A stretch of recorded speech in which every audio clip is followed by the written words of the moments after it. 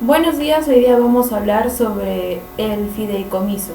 Para esto hay que saber cuál es el concepto que estipula el fideicomiso. El fideicomiso viene a ser aquel contrato de confianza, es decir, de buena fe, mediante el cual una persona, ya sea natural o jurídica, va a contratar los servicios profesionales de una entidad bancaria o una empresa para aportar activos donde por ejemplo vienen a ser los bienes para que ésta los administre cumpliendo con la finalidad estipulada por aquel que va a ser el de beneficiarlo o beneficiar a un tercero. En otras palabras, un contrato de fideicomiso es una comisión de confianza por el que lo constituye, vendría a ser el fideicomitente, que recurre a una entidad bancaria o empresa del servicio fiduciarios de su elección, debido a que se considera que posee las cualidades necesarias para que se administre dicho patrimonio fideicomitado diligentemente y cumpla a cabalidad el fin por el cual se ha constituido. Cabe mencionar que nuestro Código Civil de 1984 no regula la fiducia, pero sí lo hace mediante la Ley General del Sistema Financiero y del Sistema de Seguros y Orgánica de la Superintendencia de Banca y Seguros, y la Ley del Mercado de Valores, y entonces debido a ello esto es considerado como un contrato típico. Sin perjuicio de ello, se le puede calificar a la fiducia como un contrato a favor de un tercero, siempre y cuando el beneficiario no sea a la vez el fideicomitente, ya que si lo es, también no existiría un tercero que se vea beneficiado por el accionar del fiduciario, que vendría a ser cumplir con la finalidad encomendada por el fideicomitente. Mejor dicho, el estipulante sería el fideicomitente, el promitente, el fiduciario, y el tercero vendría a ser el fideicomisario. Complementando esto, la fiducia significa, en pocas palabras, una obligación de dar que va a ser por parte del fideicomitente, una obligación de hacer debido a que el fiduciario debe cumplir con la finalidad establecida por el fideicomitente, y una obligación de no hacer porque el fiduciario está impedido de afianzar, avalar o garantizar en forma alguna al fideicomitente o a los fideicomisarios los resultados del fideicomiso o de las operaciones o algunos actos y contratos. La finalidad de constituir un fideicomiso es la adecuada gestión de los riesgos inherentes al negocio fiduciario, que se materializa a través de la constitución de un patrimonio autónomo. Cabe mencionar, en otras palabras, que esto es en aras de proteger a la integridad de la operación del negocio fiduciario, que viene a ser el fideicomiso, que busca aislar riesgos con el objetivo de generar una rentabilidad de mercado porque permite obtener fuentes de financiamiento de proyectos que en el sistema financiero, que viene a ser el bancario, no se lograría por tener como objetivo, sino generar negocios de esta envergadura. El otro objetivo para constituir un fideicomiso es que, al ser una herramienta flexible para cada contrato de fideicomiso, se estructura en función a las necesidades de las partes, permitiendo transferir diferentes tipos de bienes, sean terrenos, derechos de cobro, entre otros, para cumplir con múltiples encargos. Otro objetivo vendría a ser hablar acerca de los tipos de fideicomisos que tenemos. En primer punto podríamos hablar del fideicomiso bancario, que más que todo se encarga de servir como mecanismo de administración o para construir garantías, realizar operaciones de financiamiento, ofreciendo así ventajas a la separación del patrimonio o la flexibilidad de la ejecución de activos y el control sobre recursos transferidos. Otro tipo de fideicomiso vendría a ser el de titulización, que se entiende a la operación financiera a través de la cual una empresa deficitaria transfiere activos, vendría a ser dinero, títulos de deudas, títulos de participación, letras por pagar, activos fijos, entre otros, a un patrimonio autónomo, entendiéndose valores mobiliarios que vendrían a ser los bonos. Otro fideicomiso existente es el de garantía. Este es un tipo de fideicomiso bancario, el cual se va a constituir para cubrir aquel riesgo de un cumplimiento en el pago de acreencia. El fideicomiso de flujos futuros de efectivos se puede realizar mediante un fideicomiso bancario o uno de titulización, con el objetivo de convertir en líquidos, entre otros, para pagar deudas, obtener financiamientos directos, sacar estados financieros, etc. Por último, podemos hablar del fideicomiso testamentario, que va a existir cuando una persona transmita la propiedad misma fiduciaria de bienes determinados a otra, quien se obliga a ejercer la administración de los bienes y a transmitirla mediante el cumplimiento de un plazo o condición fijado en el acto jurídico, que va a ser por la voluntad del causante, que viene a ser el beneficiario. Dicho eso, es importante conocer algunos de los fiduciarios constituidos en el Perú. Como primero podríamos tener a la Teletón, después a centros comerciales como el Real Plaza Centro Cívico, Plaza Lima Norte, que se constituyeron como financiamientos provenientes del fideicomiso. Otro muy importante es el Lima Airport Partners, donde se transformó o se transfirió un patrimonio autónomo donde van a encontrarse todos sus ingresos, sus derechos, sus contratos, que fue por un monto de 5.000 millones, donde su propiedad intelectual y los reembolsos de sus seguros no estaban comprendidos en un contrato de concesión. Para administrar lo recaudado por el pago del pasaje del novedoso transporte masivo llamado el Metropolitano, además la construcción de la carretera Atico-Carabelli en el departamento de Arequipa, fue financiado por el banco local por 33 millones a través de un fiduciario de garantía. Cabe mencionar que en el 2005 el Estado peruano se valió del fideicomiso para dar cumplimiento a las obligaciones contraídas ante aquella Corte Interamericana de los Derechos Humanos y ante la Comisión Interamericana de los Derechos Humanos por casos de violación de derechos humanos, especialmente en Barrios Altos, entre otros. Bien, vamos a pasar a otro tema sobre el tratamiento tributario común a los fideicomisos.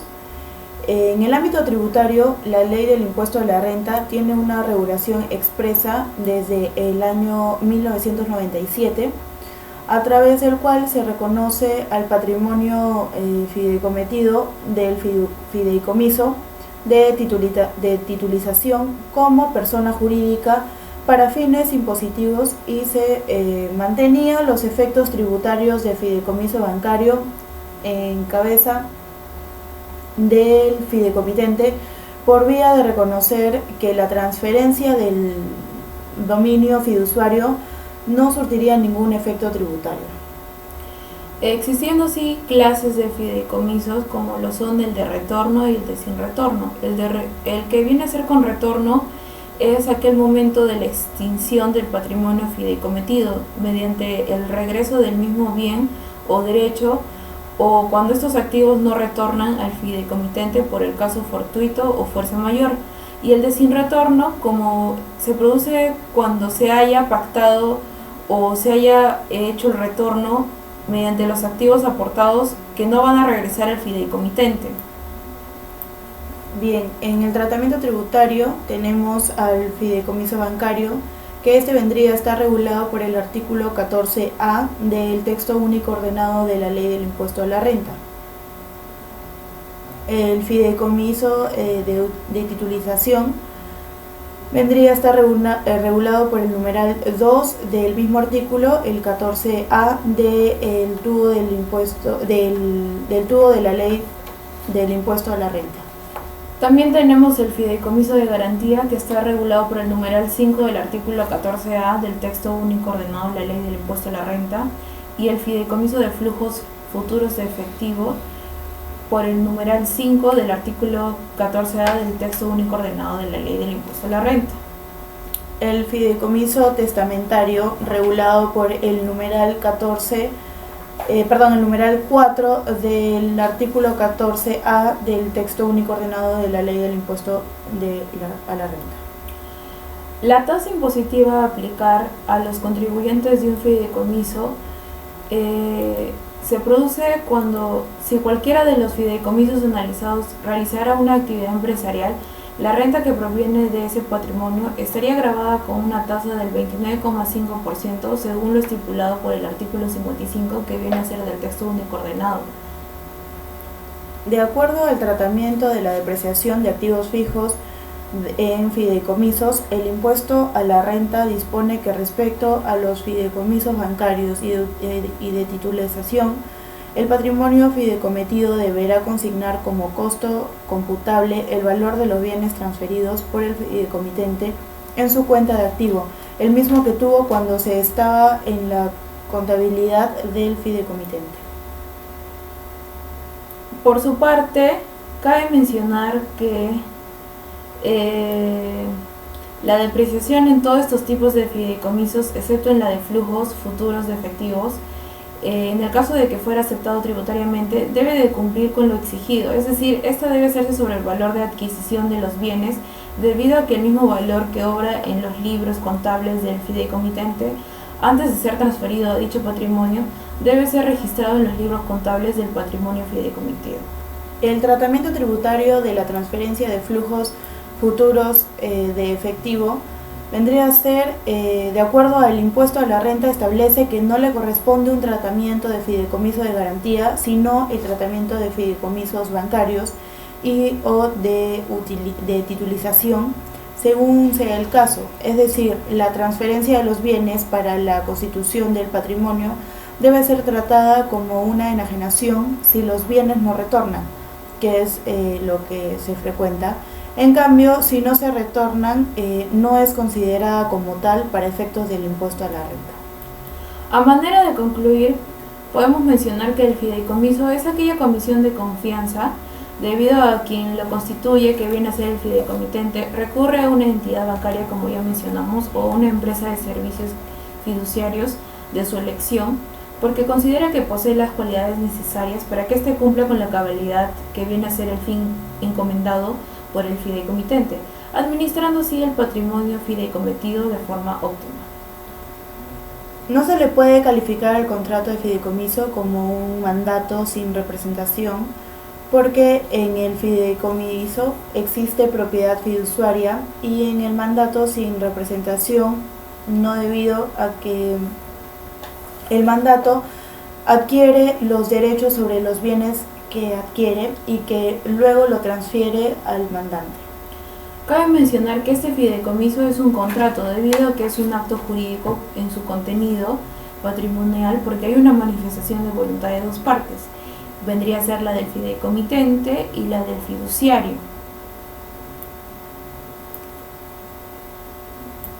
Sin patrimonio autónomo no hay fideicomiso. La naturaleza jurídica de un fideicomiso es ser un patrimonio autónomo. Entonces es relevante mencionar que se está de acuerdo con lo que nuestra legislación menciona respecto del impuesto a la renta, ya que lo tratan como un vehículo neutro, porque si no fuera así,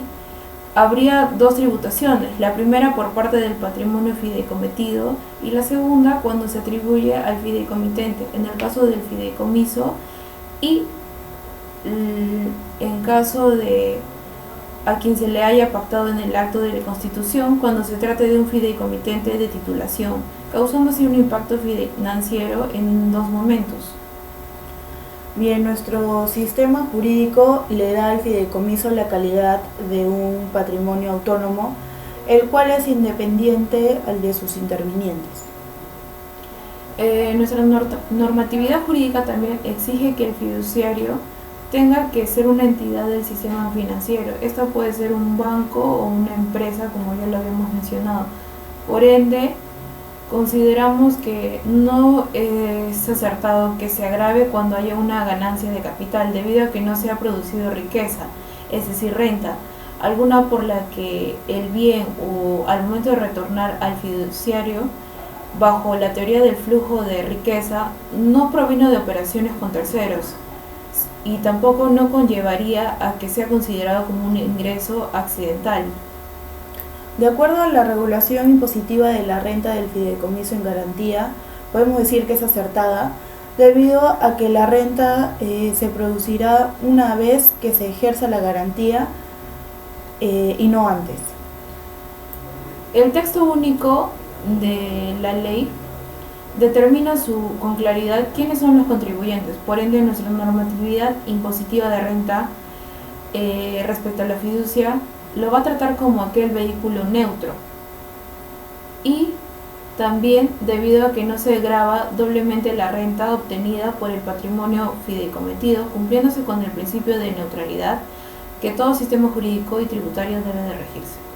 Nuestra normatividad tributaria del impuesto a la renta regula el contrato de fideicomiso de manera dispersa entre los artículos 14A, 28, 29A, 50, 57 y 59 del texto único ordenado de la Ley del Impuesto a la Renta. Tampoco norma la retención en la fuente ni las pérdidas arrastrables. Eso dificulta más que todo la aprehensión y el manejo, conllevando lo que no se tiene con claridad en esta regulación. Podemos